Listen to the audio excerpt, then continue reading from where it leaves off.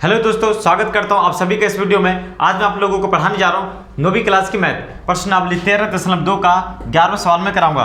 तो क्या आप सब लोग तैयार हैं इस सवाल को करने के लिए, जिसमें पूछा गया है किसी विद्यालय के विद्यार्थियों से एक आधार वाले बेलनाकार, ध्यान दीजिए दोस्तों क्या पूछा गया है, बेलनाकार कलमदानों को गत्ते से बनाने और सजाने की प्रतियोगिता में भाग लेने के लिए कहा गया। प्रत्येक कलमदान को 3 सेंटीमीटर, ये बहुत जरूरी दोस्तों, इसलिए मैं यहाँ पे लाइन कर देता हूँ, 3 सेंटीमीटर त्रिज्या और 10.5 सेंटीमीटर ऊंचाई का होना था। ठीक है दोस्तों, समझ में आ रहा है। कलमदानों को इसके लिए प्रतिभागियों को, ठीक किसको देना दोस्तों, प्रतिभागियों को गत्ता देना था। यदि इसमें 35 प्रतिभागी थे तो विद्यालय को कितना गत्ता खरीदना पड़ा होगा। अब जो सबसे ज़रूरी चीज़ है दोस्तों वो आप समझते हैं। यानी कि मैं बात कहूँ कि जैसे कि इन्होंने बात कही है कि एक कलमदान बनाना है, यानी कि कलमदान का मतलब होता है जिसमें हम पेन को रखेंगे। ठीक है दोस्तों, यानी कि कलम को रखने के लिए इन्होंने कलमदान बनाया। अब क्या मुझे आप बता सकते हैं, ठीक है, और बड़ा बना देते ताकि आपको कोई परेशानी ना हो और आसानी से आप इसको समझ भी सकते हैं और इसको आप देख भी सकते हैं। ठीक है ना। अब ये बेलनाकारी क्यों बनाया गया है? बेलनाकार इसलिए बनाया गया है दोस्तों क्योंकि पूछा ही गया इसमें क्या पूछा गया है, बेलनाकार। यहाँ पर आप देख सकते हैं क्या पूछा गया, बेलनाकार। अब ये क्या दोस्तों, इसमें कलम रखना है, यानी कि ये जो पेन है और इसको इसमें रख देना है। तो अब यहाँ पे एक चीज़ गौर करिए दोस्तों, कि अगर मैं यहाँ पे पेन रखूँगा तो क्या नीचे से गिरेगा कि नहीं गिरेगा? बिल्कुल गिरेगा। तो इसका मतलब क्या हुआ कि इसके अंदर क्या दोस्तों, ये आधार जो है, आधार भी नीचे जरूर होगा। तो हमें इसका भी क्षेत्रफल निकाल देना है। ठीक है। अब इसी तरीके से अगर हम समझते हैं तो आप यकीन मानिए कि ये सवाल जो है वो बड़े ज़रूर हैं, लेकिन करने में उतने ही ज़्यादा छोटे और आसान होंगे। अब आगे समझते हैं। इसके बाद इन्होंने क्या बोला कि इसकी त्रिज्या कितनी दोस्तों, त्रिज्या दी है 3 सेंटीमीटर। तो आपको पता है दोस्तों कि आधार त्रिज्या ये रहा। ठीक है, तो त्रिज्या कितनी दी है, ये दी है 3 सेंटीमीटर। अब यहाँ पे इसको लिख लीजिए। फिर उसके बाद इसकी ऊंचाई कितनी दी है दोस्तों, ऊंचाई दी है यहाँ से लेके यहाँ तक जो ऊंचाई दोस्तों वो कितनी दे रखी है, 10.5 सेंटीमीटर। ठीक है। अब आपको समझ में आ रहा है? तो अगर समझ में आ रहा है तो एक बार जरूर स्माइल करिए और जल्दी से लाइक करिए। ठीक है दोस्तों। अब यहाँ पे लिखते हैं वो जानकारी जो हमें चाहिए है। देखिए यहाँ पे क्या लिखेंगे, त्रिज्या। तो त्रिज्या कितना दिया है दोस्तों, त्रिज्या दिया 3 सेंटीमीटर। ठीक है। फिर उसके बाद इसकी ऊंचाई की मैं बात करें दोस्तों तो इसकी ऊंचाई कितनी हो जाएगी, 10.5 सेंटीमीटर।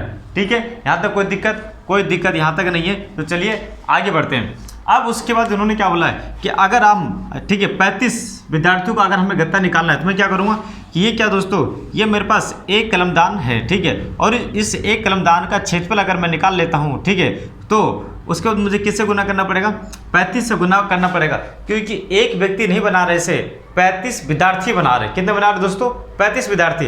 तो एक बात आप मुझे बताइए कि अगर मैंने एक कलमदान का क्षेत्रफल निकाल दिया और उसको मैंने 35 से गुना कर दिया तो मुझे कितने विद्यार्थियों को निकल जाएगा क्षेत्रफल, 35 विद्यार्थियों का क्षेत्रफल निकल जाएगा। यानी कि 35 विद्यार्थी जो गत्ता इस्तेमाल करेंगे उसका क्षेत्रफल हमें आ जाएगा। ठीक है दोस्तों। तो हम यहाँ पे क्या लिखेंगे, यहाँ पे लिखा जाएगा, ठीक है, कलमदान का वक्र, ठीक है, वक्र पृष्ठीय क्षेत्रफल। सबसे पहले कलमदान का वक्र पृष्ठीय क्षेत्रफल क्यों लगेगा दोस्तों, अब आप समझिए वक्र क्या होता है। जैसे कि ये पेन है, ठीक है, इसके चारों तरफ का जो क्षेत्र होता है दोस्तों उसको क्या बोला जाता है, वक्र बोला जाता है, क्योंकि नीचे का और ऊपर का छोड़ दिया गया, इसलिए ये क्या दोस्तों, ये वक्र है। ठीक है। अब इसको हम आगे समझते हैं।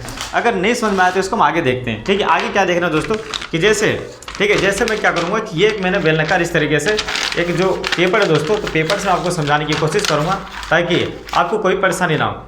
अब देखिए ये क्या दोस्तों, ये मैंने पेपर बना दिया, ठीक है, इस तरीके से, ताकि इसमें मैं कलम को रख सकूं। यानी कि ये जो कलम है दोस्तों वो इसके अंदर ऐसे रखा जाएगा। ठीक है ना, मैंने इसको ऐसे रखूँगा। ठीक है। अब एक बात मुझे बताइए कि ये तो चारों तरफ का क्षेत्रफल तो निकलेगा, लेकिन साथ के साथ ये पेन नीचे भी तो टिका हुआ, यानी कि नीचे भी तो कुछ होगा दोस्तों। तो नीचे क्या दोस्तों, नीचे क्या आधार है, और आधार क्या दोस्तों, गोल है। अब गोल का मतलब क्या हुआ कि ये क्या दोस्तों, ये एक वृत्त बन रहा है, तो हमें क्या करना पड़ेगा, वृत्त का क्षेत्रफल भी निकालना पड़ेगा। ठीक है, मतलब बेलनाकार भाग का क्षेत्र वक्र पृष्ठीय क्षेत्रफल जो चारों तरफ का होगा और इसके आधार का भी क्षेत्रफल निकालना है। ठीक है दोस्तों, क्योंकि ऊपर खुला रहेगा। ठीक है, अब समझ में आ गया। चलिए अब हम इसको शुरू करते हैं। ठीक है, तो यहाँ पे मैं लिख सकता हूँ, ठीक है, आधार का क्षेत्रफल। आपका आंसर इसलिए नहीं आ रहा होगा क्योंकि आप सिर्फ इतना लगा रहे होंगे और ये छोड़ दे रहे होंगे। ठीक है, अब चलिए, अब जैसा आप सभी को पता है कि बेलनाकार यानी कि बेलनाकार वक्र पृष्ठीय क्षेत्रफल क्या होता है दोस्तों, बेलन का वक्र पृष्ठीय क्षेत्रफल 2πr/h होता है, प्लस आधार का क्षेत्रफल क्या होता है दोस्तों, यानी क्योंकि ये तो वृत्त है और वृत्त को पता है कि इसका क्षेत्रफल क्या होता है, πr² होता है, क्योंकि यही तो पट्टी नीचे लगी हुई है। ठीक है, तो यहाँ पे क्या लिखेंगे, πr²। अब हम शुरू करते हैं इस सवाल को। यहाँ पे मैं क्या लिखूंगा, 2 लिखूंगा दोस्तों, पाई की जगह 22/7 गुने में। अब इसकी आर कितने दोस्तों, त्रिज्या आप सभी को पता है कि 3 है, यहाँ पर हम लिखेंगे 3। फिर इसकी ऊंचाई कितनी दोस्तों, ऊंचाई यहाँ पे दे रखी है 10.5, तो 10.5। ठीक है, फिर प्लस का निशान, फिर पाई दोस्तों, तो जहाँ भी पाई हो वहाँ पे आप हमेशा याद रखना कि 22/7 वहाँ पे आँख बंद करके लगा देना है। ठीक है, लिख देना है, सोचना नहीं बिल्कुल भी। ठीक है, उसके बाद आर कितना दोस्तों, आर का मतलब क्या होता है, त्रिज्या। ठीक है, आप इसको आप आर भी बोल सकते हैं और इसको आप एच भी बोल सकते हैं। ठीक है दोस्तों, अब मैं यहाँ पे बात करूँगा कि इसकी आर कितने दोस्तों, 3 है, तो यहाँ पे 3 लिखूंगा 2 बार, क्योंकि आर का स्क्वायर है तो यहाँ पे 3 2 बार होगा। ठीक है, एक बार आर और फिर एक बार और आर होगा। ठीक है, अब मैं एक बात बताओ, क्या मैं इन दोनों को गुना करूँगा तो कितना हो जाएगा, 44 हो जाएगा, और 44 को 3 से गुना करूँगा तो कितना हो जाएगा दोस्तों, 132 आ जाएगा, और नीचे कितना बचेगा, 10। ठीक है, और गुना में कितना बचेगा दोस्तों, 10.5। ठीक है, फिर उसके बाद अगर मैं इसको इससे गुना करूँगा तो कितना आ जाएगा दोस्तों, 66 आ जाएगा, और इसी 66 को अगर मैं 3 से गुना करूँगा तो कितना आएगा दोस्तों, 198 आ जाएगा। ठीक है ना, आप देख सकते हैं इसमें 22 का टेबल 3 पढ़ेंगे तो कितना हो जाएगा, 66, और 66 का टेबल 3 पढ़ेंगे तो 3 × 18, 3 × 18, और एक कितना हो जाएगा दोस्तों, 19, 198 आ जाएगा, और नीचे 7 का 7 यहाँ पे रहेगा। अब जो हमें काम करना है दोस्तों कि 132 का गुना आपको कितने से करना है, 10.5 से करना है। अब कुछ लोग ऐसे होंगे जिनको इस दशमलव से प्रॉब्लम हुई होगी, पॉइंट से जरूर दिक्कत हुई होगी, लेकिन मैंने क्या कहा दोस्तों, आप इस्तेमाल करिए और शांत रहिए। देखिए अभी मैं इसको सॉल्व करता हूँ तुरंत। ठीक है, आप कहेंगे कि बहुत आसान होगा, यानी कि 132 का मुझे कितने से गुना करना है, 10.5 से। ठीक है ना, सबसे पहली बात, दशमलव जब भी आप गुना कर रहे हैं तो सबसे पहली बात ये आपको ये ध्यान रखना है कि दशमलव का आपको ध्यान ही नहीं रखना है। ठीक है दोस्तों, है कि नहीं। अब चलिए शुरू करते हैं। 5 के टेबल 2 बार पढ़ेंगे तो 10 आ जाएगा, 1 हासिल, 5 दिया 15 हो जाएगा, और 1 हासिल मिला के कितना हो जाएगा, 16, तो 16 का 6, फिर 1 हासिल, 5 से कम कितना हो जाएगा, 5, और 1 कितना हो जाएगा, 6। फिर 0 का टेबल 2 बार पढ़ेंगे 0, और 0 का टेबल 3 बार पढ़ेंगे 0, और 0 का टेबल 1 बार पढ़ेंगे तो 0 ही आ जाएगा। फिर यहाँ पे कट का निशान 2 बार, फिर 1 का टेबल 2 बार पढ़ेंगे कितना हो जाएगा, 2। ठीक है दोस्तों, ठीक है ना। फिर उसके बाद हम क्या करेंगे, उसके बाद हम करें 1 का टेबल 3 बार पढ़ेंगे तो कितना हो जाएगा, 3, और 1 का टेबल 1 बार पढ़ेंगे तो 1 आ जाएगा। अब यहाँ पे हो जाएगा 0, यहाँ पे हो जाएगा 6, और यहाँ पे हो जाएगा 8, और यहाँ पे हो जाएगा 3, और यहाँ पे हो जाएगा 1। यानी कि अब ठीक है, अब जरा आंखें खोलिए। ठीक है, अब जरा आंखें खोलिए, और आपको करना क्या है कि पॉइंट के पीछे कितनी संख्या है, तो आप कहेंगे सर पॉइंट के पीछे तो एक ही संख्या है। तो अगर पॉइंट के पीछे एक ही संख्या है तो हमें आंसर में क्या करना है दोस्तों, पीछे से एक छोड़ देना, यानी कि पीछे से एक संख्या छोड़ दीजिए और पॉइंट लगा दीजिए। तो यहाँ पे क्या हो जाएगा, पॉइंट यहाँ पे लग गया। कुछ लोगों के मन में ये आ रहा होगा कि अगर पॉइंट के पीछे 2 संख्या हुई तो क्या करेंगे, तो कुछ नहीं, बिल्कुल आसान है। पॉइंट के पीछे जो अगर 2 है दोस्तों, पॉइंट के पीछे अगर 2 संख्या होगी तो पीछे से 2 संख्या छोड़ के पॉइंट लगा देना। लेकिन यहाँ पे तो एक ही संख्या थी, इस वजह से हमने यहाँ पे पीछे से एक छोड़ दिया, पॉइंट यहाँ पे लगा दिया। अब जो मेरा आंसर है दोस्तों, मेरा आंसर है वो क्या है, वो आया है, ठीक है 108, ठीक है 1386। ठीक है, अब पॉइंट के पीछे 0 लिखिए चाहे मत लिखिए, उसमें कोई दिक्कत नहीं है।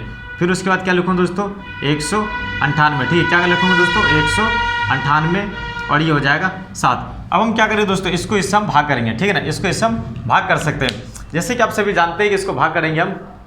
लेकिन मैं आपको एक अच्छा तरीका बताता हूँ। देखिए 2 तरीके यहाँ पर, या फिर इन दोनों को भाग कर दीजिए, ठीक है, 7 को इससे भाग कर दीजिए, 7 को इससे भाग कर दीजिए, फिर दोनों को जोड़ दीजिए। ठीक है, नहीं तो मैं एक बेहतरीन तरीका बताता हूँ। वो तरीका क्या दोस्तों, वो तरीका ये है कि आपको क्या करना है कि नीचे नीचे जो दोस्तों नीचे का अगर नंबर एक ही जैसा होता है तो हम ऊपर वाली की संख्या को जोड़ सकते हैं। तो यानी कि अगर मैं जोड़ना चाहूँगा इन दोनों को तो कितना आएगा दोस्तों, 1 3 8 6, फिर 1 9 8, तो 8 6 14 हो जाएगा, 1 हासिल, 9 8 17 कितना हो जाएगा 18। ठीक है दोस्तों, कितना हो जाएगा आप बताइए मुझे। ठीक है, बिल्कुल ध्यान रखिएगा, 18 हो जाएगा और 3 1 हो जाएगा 4 और हाथ से मिला कितना हो जाएगा 5 और ये हो जाएगा 1। तो कितना आएगा 1584 1584 आया। ठीक है दोस्तों, यहाँ पे हम लिख देते हैं कि यहाँ पे कितना आएगा दोस्तों, मेरे पास आ गया 1584 आ गया है। ठीक है, और नीचे कितना रहेगा 7 का 7 रहेगा। ठीक है, 7 का 7 हो गया। अब जो ये आया दोस्तों, ठीक है, ये जो मेरे पास आंसर आया वो कितने का आया। ठीक है, ये कितना आया, ये आ गया मेरे पास ये 1, ठीक, 1 कलम दान का क्षेत्रफल। तो 1 कलम दान का क्षेत्रफल कितना हो गया 1584, यानी कि 1584/7 है। ये 1 कलम दान का क्षेत्रफल है दोस्तों। लेकिन अब आप यहाँ पे ध्यान दीजिए, यहाँ पे कलम दान कितने बनाने दोस्तों 15। ठीक है, 15 प्रतिभागी यानी कि 15 जो लोग हैं दोस्तों कंपटीशन कर रहे हैं, तो 15 लोगों को हमें निकालना है। तो यहाँ पे लिख सकते हैं कि 35। ठीक, कितने दोस्तों 35। ये तो एक कलमदान का क्षेत्रफल है, लेकिन यहाँ पे कितने दोस्तों 35 विद्यार्थी जो है वो प्रतियोगिता कर रहे हैं। तो 35 विद्यार्थियों का कलमदान का क्षेत्रफल कितना होगा। तो यहाँ पे लिखेंगे 35 कलम दानों का क्षेत्रफल। अब यहाँ पे गौर करिए, बिल्कुल ध्यान दीजिए दोस्तों कि आप मुझे बताइए कि अगर ये 1 का दोस्तों यानी कि अगर ये 1584/7 अगर ये 1 कलम दान का क्षेत्रफल है और इसी तरीके से अगर ठीक है 35 है, तो अगर 1 का जो दोस्तों गुना अगर मैं 35 से कर दूंगा तो पूरे के पूरे क्या होगा 35 विद्यार्थियों को कलम दान का क्षेत्रफल यहाँ पे आ जाएगा। बताइए हाँ या ना दोस्तों। तो यहाँ पे मैं क्या कर सकता हूँ, क्या 7 के टोले 35 कटेगा तो 5 बार में कटेगा। अब हम क्या करेंगे, इन दोनों को गुना कर दीजिए। मेरे पास कितना बच्चा हुआ है 1000, ठीक, 1584 और गुना में कितना बचा हुआ 5। अब हम इस दोनों को गुना करेंगे तो जैसे कि आप सभी जानते हैं कि इसको गुना करने पे कितना आ जाएगा, इसको गुना करने पे आ जाएगा, ठीक है 7900, ठीक है 7920। ठीक है, सेंटीमीटर का क्या है दोस्तों, सेंटीमीटर का यहाँ पे स्क्वायर आ जाएगा। ठीक है, तो क्या आपने देखा कितनी बढ़िया तरीके से और कितनी आसानी तरीके से आया। अगर नहीं दिखाई दे रहे तो घबराइए नहीं, अभी दिखाई देने लगेगा।